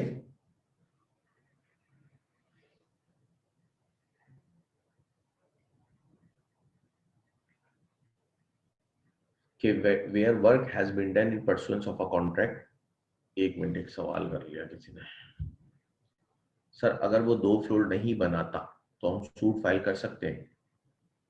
3 का वादा था ना, बाकी 2 नहीं बना रहा, तो क्वांटम, और तुम उसको पैसे नहीं दे रहे होगे, तो फिर वो क्वांटम मेरियट का सूट तुम पे फाइल करेगा कि भाई जितना काम किया उतने पैसे दे दो, ठीक है। क्वांटम मेरियट दर की गई है, 1 फ्लोर के पैसे दे दोगे,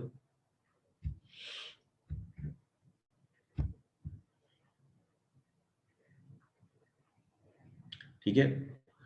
पहले कौन सी कंडीशन है, जब कॉन्ट्रैक्ट परफॉर्म हो रहा हो तो डिफेंडेंट जो है वो खुद डिफॉल्ट कर दे और उस वजह से वो कॉन्ट्रैक्ट डिस्चार्ज हो जाए। जैसे कि एक बिल्डिंग थी, आप बनवा रहे थे, लेकिन बनाने के बाद तीसरे फ्लोर, आपकी 6 फ्लोर की बिल्डिंग थी, 3 फ्लोर बाद आपने उसको कह दिया नहीं यार अब मत बनाओ, ठीक है। तो फिर बाकी 3 फ्लोर का क्वांटम मेरियट का सूट फाइल होगा कि जितना काम करा है उतने पैसे दे दो, 3 फ्लोर की पेमेंट आप कर दें। तो ये सारी चीजें, ठीक है। या इसी तरह 3 फ्लोर तक उसने बनाया, उसके बाद वो नहीं बना रहा, तो वो भी आप पे क्वांटम मेरियट का सूट फाइल करेगा कि जितना काम करा है उतने पैसे ले लेगा, क्योंकि ये उसके अपने डिफॉल्ट की वजह से। दूसरा पॉइंट वही है वाइड वाला, where the work has been done in pursuance of a contract which is discovered void और becomes void provided the contract is divisible. वही मैंने बात करी पहले में, देखें डिफॉल्ट कर रहा है खुद कि वो खुद से नहीं बना रहा। दूसरे में क्या है कि अगर आपका कॉन्ट्रैक्ट डिविजिबल है, डिवाइड कर सकते हैं, तो आप उसको डिवाइड कर दें और आप जो है वो उसको वॉइड डिस्कवर्ड हो गया। जिस तरह से, जैसे कि मैंने बताया कि एयरपोर्ट वहां पे शिफ्ट होने लगा, जब एयरपोर्ट कोई भी इमारत 4th फ्लोर पे नहीं जाएगी, 3 फ्लोर मैक्सिमम है, तो ये क्या हुआ, ये बेसिकली वॉइड हो गया। और वॉइड की सूरत में भी आप उसको, अगर कॉन्ट्रैक्ट डिविजिबल था तो आप उसको क्वांटम मेरियट का सूट फाइल कर देंगे। डिविजिबल होने का मतलब ये है कि आप बता सकते हो कि यार हाँ, इस कॉन्ट्रैक्ट में डिवाइड किया जा सकता है कि कितने पैसे 1 फ्लोर के बनते हैं जो हम इसको दें। तीसरी बात,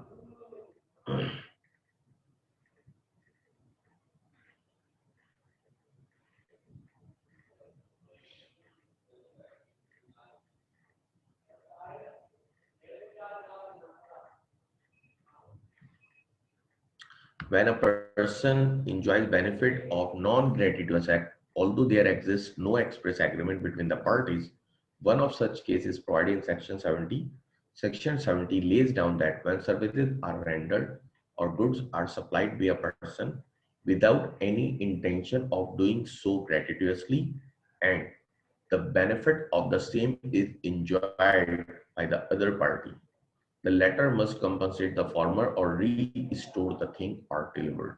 कह रहे हैं कि अगर कोई नॉन ग्रेटिटुअस एक्ट हो गया और आपने वो इंजॉय कर लिया, तो आपने जितना एंजॉय करा उतने पैसे आप दे दें। फॉर एग्जाम्पल, आपको कोई गलती से नेस्विटा का कॉटन डिलीवर कर जाता है आपके घर पे, तो लाजमी बात है एक नॉन ग्रेटिट्यूस एक्ट था कि उसने सवाब की नियत से तो किया नहीं था, बाय मिस्टेक कर दिया था। ठीक है, अब हुआ ये कि आपके बच्चों ने उसमें से 3 जूसेस निकाल के पी लिए।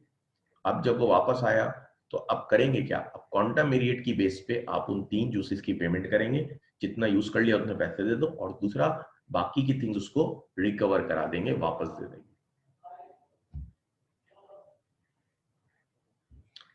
ठीक है जी।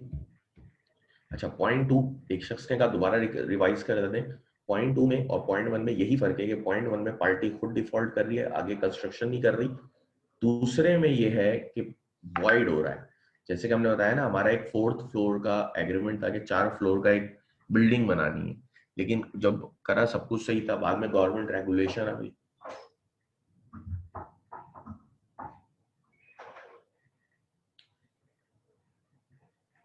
बाद में गवर्नमेंट रेगुलेशन आ गई कि वहां पे आप 4th फ्लोर कंस्ट्रक्ट नहीं कर सकते। गवर्नमेंट रेगुलेशन आई, 4th फ्लोर आप कंस्ट्रक्ट नहीं कर सकते, ये एयरपोर्ट है। ठीक है, ऐसी सूरत हाल में फिर आपने ऐसी सूरत हाल में आपने कुछ नहीं करना, वहां पे आप उसकी पेमेंट कर देंगे सिर्फ जितने आपने 3 फ्लोर बनाए।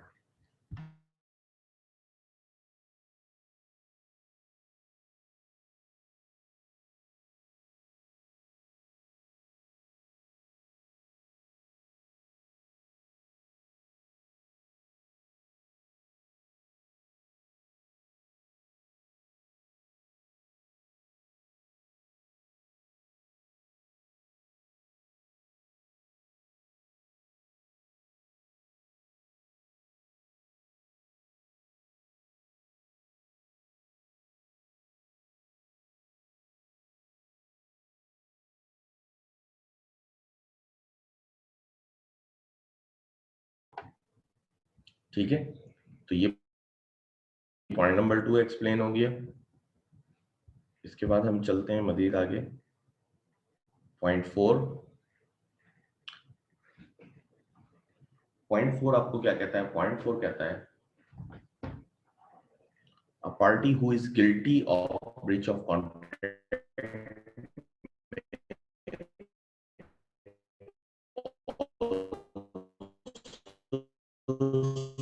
on contaminated provided both the following conditions are fulfilled। लेकिन दूसरी बात कर सकती है। ठीक है, पहली बात क्या थी? पहली बात क्या थी? इसमें एक और ऑप्शन है, क्योंकि देखें ऊपर हमने जितना भी सूट फॉर डैमेजेस बाकी चीजें पढ़ी हैं, उनमें यही होता था कि हमेशा जो भी एग्रीव पार्टी होती थी, जो भी प्लेंटिफ होता था, वही हमेशा सूट फाइल करता था कॉन्ट्रैक्ट का। ठीक है, वही हमेशा कॉन्ट्रैक्ट का सूट फाइल करता था। लेकिन क्वांटम मेरिट में यह है कि जो गिल्टी पार्टी है वो भी सूट फाइल कर सकती है कॉन्ट्रैक्ट का। जैसे कि अगर किसी शख्स ने आपसे वादा किया था, आपसे का कॉन्ट्रैक्ट हुआ था कि हम 3 फ्लोर की बिल्डिंग बनाएंगे, 2 फ्लोर उसने बनाया, उसके बाद वो नहीं बना सका। 2 फ्लोर उसने बनाया, उसके बाद वो नहीं बना सका, तो यहाँ पे ये नहीं है कि आप उसको पूरे 3 फ्लोर की पेमेंट नहीं करेंगे, वो खुद भी क्वांटम मेरिट का सूट आपके ऊपर फाइल कर सकता है और कह सकता है कि भाई जितना बनाया उतने पैसे दे दो। लेकिन क्या ये 2 कंडीशन सेटिस्फाई होनी चाहिए? पहली कि एक तो कॉन्ट्रैक्ट डिविजिबल होना चाहिए, मतलब डिवाइड किया जा सकता हो। दूसरी, the other party must have enjoyed the benefit of the part which has been performed although he had an option of declining it। कि दूसरी पार्टी ने जो पार्ट परफॉर्मेंस है वो इंजॉय कर लियो। ठीक है, जैसे कि मैंने बताया ना, बाय मिस्टेक अगर आपको कोई एक नेस्विटा का कॉटन डिलीवर कर गया और आपने क्या करा, 3 कॉटन 3 जूसेस आपके बच्चों ने निकाल के पी लिए, तो अब इसमें है क्या कि पहला कॉन्ट्रैक्ट डिविजिबल है, दूसरा उसको बेनिफिट। तो ऐसी सूरत में भी क्वांटम मेरिट का सूट सामने वाली पार्टी फाइल कर, हालांकि उसी की मिस्टेक थी ना, सब कुछ उसी का था, लेकिन वो तब भी फाइल कर सकती है, उसी का था, लेकिन वो तब भी कर सकती है। क्यों? क्योंकि एक तो कॉन्ट्रैक्ट डिविजिबल था, दूसरा आप डिक्लाइन भी कर सकते थे, आपने पार्ट परफॉर्मेंस को एंजॉय क्यों किया।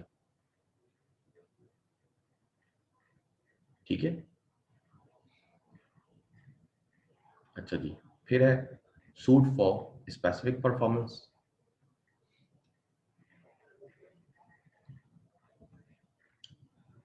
अच्छा जी, स्पेसिफिक परफॉर्मेंस क्या है? यहां तक क्लियर है सबको? समझ आ रहा है? ये बता दें, फिर मैं आगे बढ़ जाऊं, क्योंकि मुझे लगा थोड़ी सी स्पीड तेज है तो मैंने पूछ लूं। क्लियर है बस, ठीक। अच्छा जी, सूट फॉर स्पेसिफिक परफॉर्मेंस। देखिए, स्पेसिफिक परफॉर्मेंस बेसिकली क्या होती है? ये होती तभी है जब आपके लिए मॉनेटरी कंपनसेशन कोई मायने ना रखता।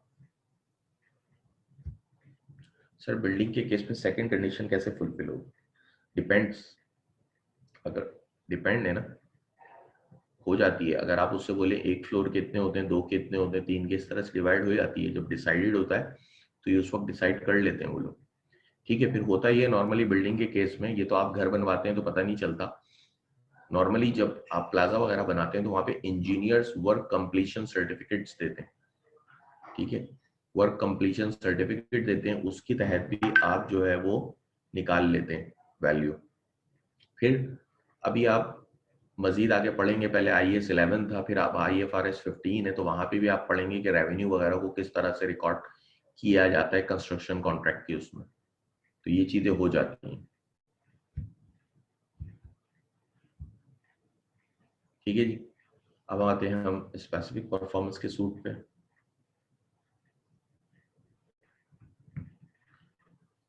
Specific performance means the actual carrying out of the contract as agreed under certain circumstances and aggrieved party। एक मिनट, क्वेश्चन आ गया। सर, अगर सिर्फ सेकंड फ्लोर तक कंस्ट्रक्टर हुई है तो उसे एंजॉय तो नहीं किया होगा? क्यों नहीं किया? आप मना कर देते, आपने एंजॉय कर लिया ना, आप क्या करेंगे? आप तोड़वाएंगे उसको और फिर दोबारा पहले फ्लोर से बनवाएंगे। अगर आप ये कर रहे हैं तो ठीक है, आपने एंजॉय नहीं किया, लेकिन लाजमी सी बात है, आप जो भी कंस्ट्रक्टर आप हायर करेंगे तो तीसरा ही फ्लोर तो बनवाएंगे उससे। ये तो नहीं करेंगे ना आपके दो फ्लोर तोड़वा दें और फिर बोले पहले से बना, क्योंकि बना तो वो एज पर आपकी स्पेसिफिकेशन ही है ना। ठीक है, बना वो एज पर आपकी specification he.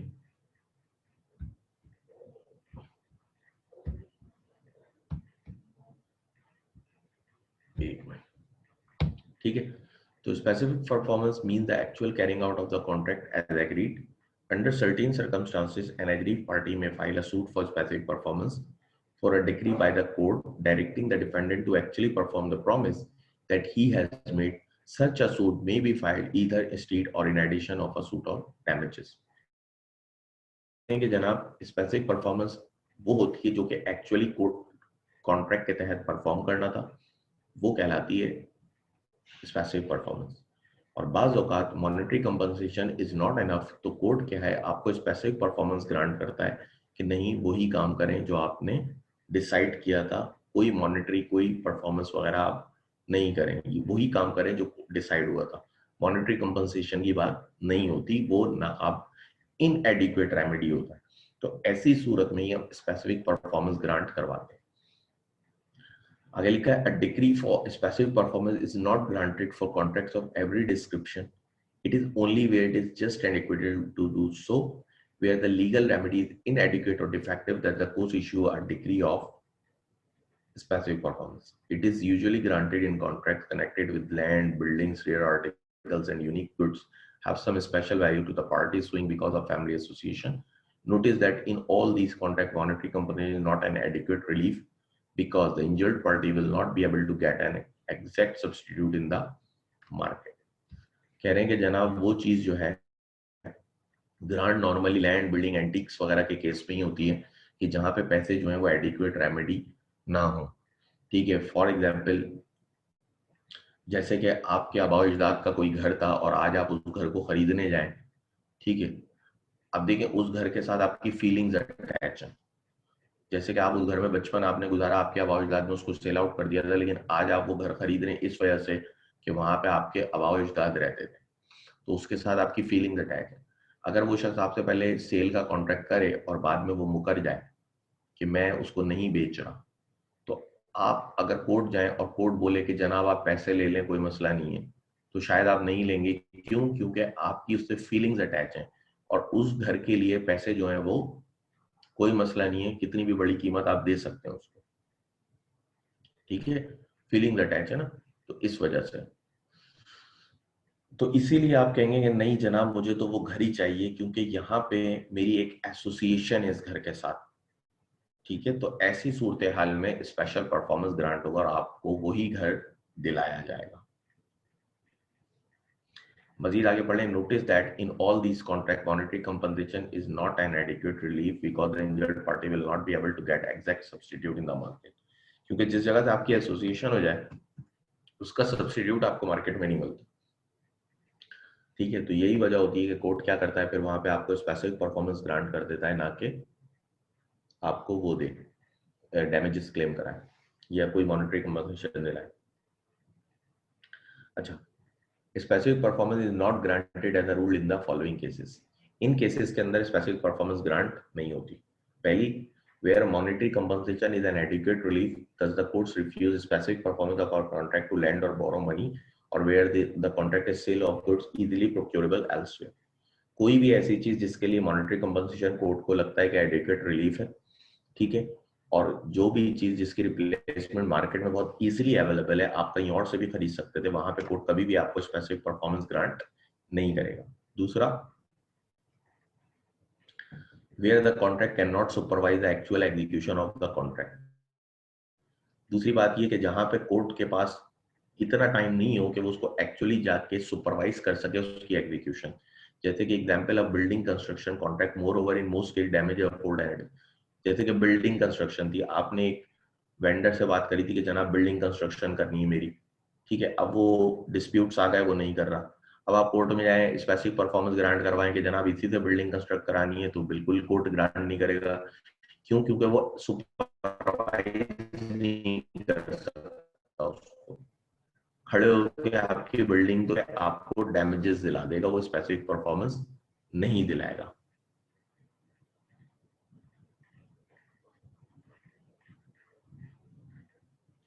Where the contract is for personal services, example contract to marry or to paint a picture, in such contract injunction is granted a place of specific performance। जो भी आपके personal services के contract होते हैं, जैसे कि किसी से शादी करने या किसी की तस्वीर बनाने का, ऐसों में आपको इंजेक्शन मिल जाएगा, ना कि स्पेसिफिक परफॉर्मेंस का रिलीफ ग्रांट। ठीक है, इंजेक्शन का रिलीफ ग्रांट कर दिया जाएगा, स्पेसिफिक परफॉर्मेंस का रिलीफ ग्रांट नहीं होगा। पॉइंट 2 दोबारा बता देता हूँ। पॉइंट 2 ये था कि अगर जहां पे कोर्ट खुद से खड़े होकर सुपरवाइज ना कर सकता हो, कि भाई जैसे कि अगर कंस्ट्रक्शन ऑफ बिल्डिंग की, आपने एक वेंडर से कंस्ट्रक्शन ऑफ बिल्डिंग का कॉन्ट्रैक्ट किया था, ठीक है, आपने एक वेंडर से कंस्ट्रक्शन ऑफ बिल्डिंग का कॉन्ट्रैक्ट किया था, लेकिन हुआ क्या, हुआ क्या हुआ ये कि भाई उसने अब मना कर दिया कि वो बिल्डिंग कंस्ट्रक्ट नहीं करा। आप कोर्ट पहुंच गए, आप बोलने लगे कि जनाब मुझे तो स्पेसिफिक परफॉर्मेंस कराएं, इसी वेंडर से कंस्ट्रक्शन करवाएं। तो अब कोर्ट के पास तो इतना टाइम नहीं है ना कि वो खड़े होके ये डीड एग्जीक्यूट कराए कि पूरी आपकी स्पेसिफिकेशन के हिसाब से कंस्ट्रक्शन बनवाए। ठीक है, वो ये काम नहीं कर सकता ना। तो इस वजह से हम क्या करते हैं, इस वजह से कोर्ट क्या करेगा, यहाँ पे आपको स्पेसिफिक परफॉर्मेंस नहीं देगा, आपको वो डैमेजेस ग्रांट कर देगा। ठीक है, अच्छा, तीसरा था, जब पर्सनल नेचर के पर्सनल सर्विसेज के होंगे, किसी को मैरी करने के या किसी को पिक्चर पेंट करने के, तो ऐसे कॉन्ट्रैक्ट्स में भी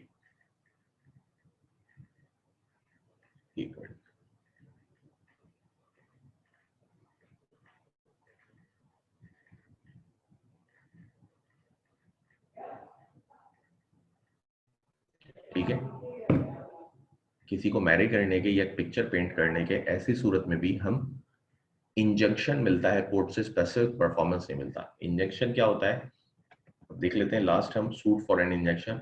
इन injection is an order of court restraining a person from doing a particular act. It is the mode of securing. हाँ, इंजेक्शन का मतलब बताऊंगा ना, अभी आगे तो पढ़ने दो, नीचे वही है।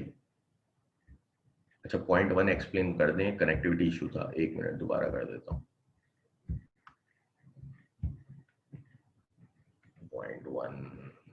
पॉइंट वन तो आसान सा था कि जहाँ पे मॉनेटरी कंपनसेशन जो हो वो एक एडिक्वेट रिलीफ हो, कोर्ट को लगता हो कि मॉनेटरी कंपनसेशन जो है वो ग्रांट करना काफी है। ठीक है, कोर्ट को लगता हो कि मॉनेटरी कंपनसेशन ग्रांट करना काफी है, यहाँ पे स्पेसिफिक परफॉर्मेंस की जरूरत नहीं है, और या जो भी चीज के लिए आप स्पेसिफिक परफॉर्मेंस मांग रहे हैं वो इजीली मार्केट में अवेलेबल है। फॉर एग्जाम्पल किसी ने आपको शुगर बैग नहीं दिया, आप कहें नहीं मुझे तो शुगर बैग यही वाले चाहिए, कोर्ट कभी ग्रांट नहीं करेगा। कोर्ट कहेगा भाई भाई मार्केट में तो इजीली अवेलेबल है, डैमेजेस दे दो और जान छोड़ाओ। अच्छा जी, लास्ट है आपका,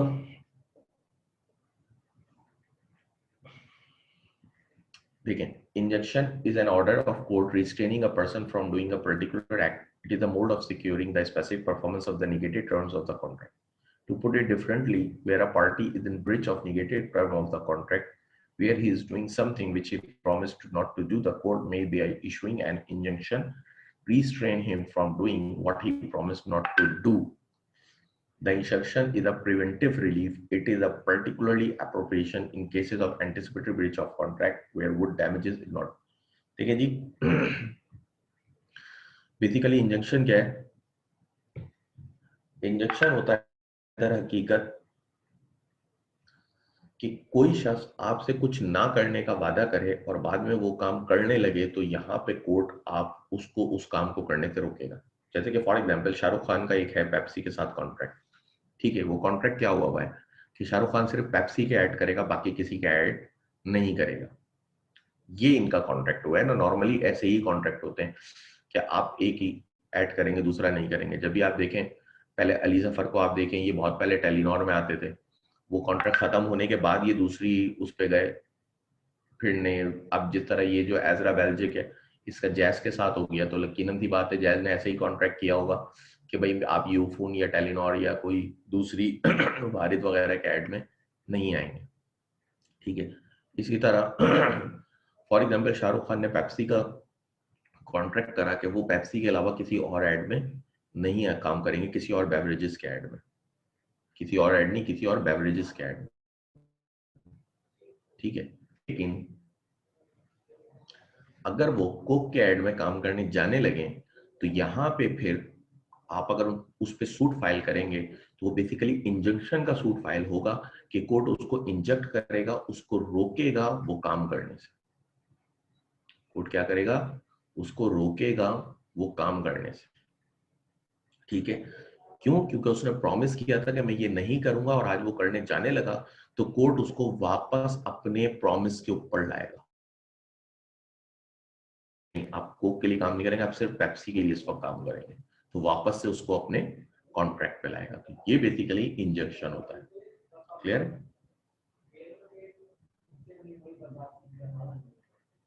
यहाँ पे आके आपका ये एंड हो गया है चैप्टर, और ये पहली दफा हुआ है कि एक क्लास में एक चैप्टर एंड हो गया।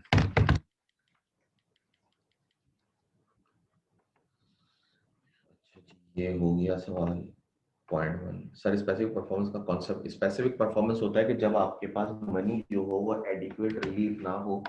फॉर एग्जांपल आपकी किसी जगह से एसोसिएशन हो,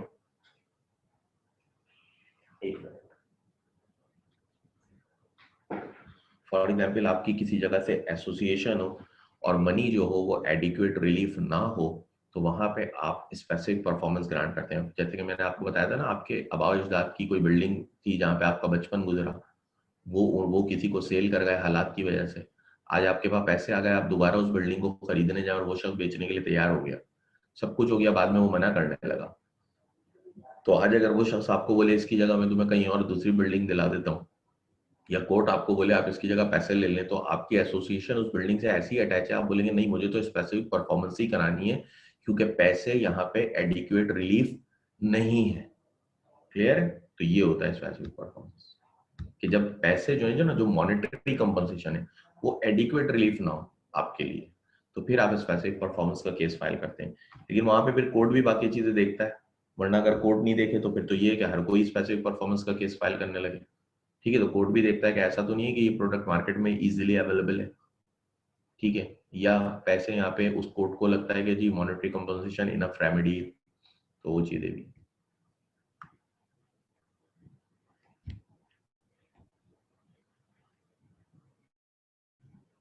ठीक है जनाब, नेक्स्ट क्लास में हम लोग स्टार्ट करेंगे, कल की क्लास में फिर अर्नेस्ट मनी आप लोग मुझे कल बताएंगे, ठीक है, और कल इंशाल्लाह ताला हम अपना चैप्टर नंबर 13 वो स्टार्ट करेंगे। और अच्छी बात यह है कि आज तक हमारे सारे जर्नल प्रोविजंस कंप्लीट हो गए कॉन्ट्रैक्ट एक्ट में, अब हमारे सिर्फ स्पेशल प्रोविजंस रहते हैं, ठीक है, जनरल प्रोविजंस कंप्लीट हो गए और अब हमारे सिर्फ स्पेशल प्रोविजंस के 3 चैप्टर रह गए हैं, तो हम इंशाल्लाह ताला कल से वो पढ़ना स्टार्ट करेंगे और उसके बाद हमारा कॉन्ट्रैक्ट एंड हो जाएगा, जिसमें एजेंसी का चैप्टर काफी बड़ा है, बाकी 2 चैप्टर बेलमेंट एंड प्लेज के तो छोटे चैप्टर है, एजेंसी का चैप्टर एमसी कुचल में काफी बड़ा है। बाकी आप जो खालिद महमूद चीमा साहब की किताब थे उससे आप कंपेयर कर लीजिएगा तो आपको अंदाजा हो जाएगा कि वो बुक मैं क्यों रिकमेंड नहीं करता।